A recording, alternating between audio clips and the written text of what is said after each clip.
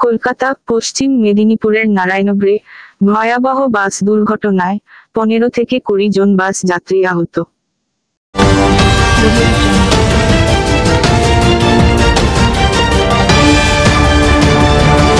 Channel 10 সত্যের সন্ধানে আমরা।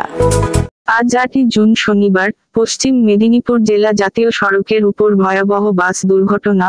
আহত হলেন বাসের মধ্যে থাকা প্রায় 15 থেকে 20 জন বাস যাত্রী। দুর্ঘটনাটি ঘটেছে পশ্চিম মেদিনীপুর জেলার খড়গপুর ও বালেশ্বর 60 নম্বর জাতীয় সড়কে নারায়ণগড় থানার হাদলা রাজগড় এলাকায়। জানা গিয়েছে, এদিন ভোররাত নাগাদ উড়িষ্যার ভুবনেশ্বর থেকে একটি যাত্রী বোঝাই বাস কলকাতার দিকে যাওয়ার সময় খড়গপুর ও বালেশ্বর 60 নম্বর জাতীয় সড়কে নিয়ন্ত্রণ হারিয়ে উল্টে যায়।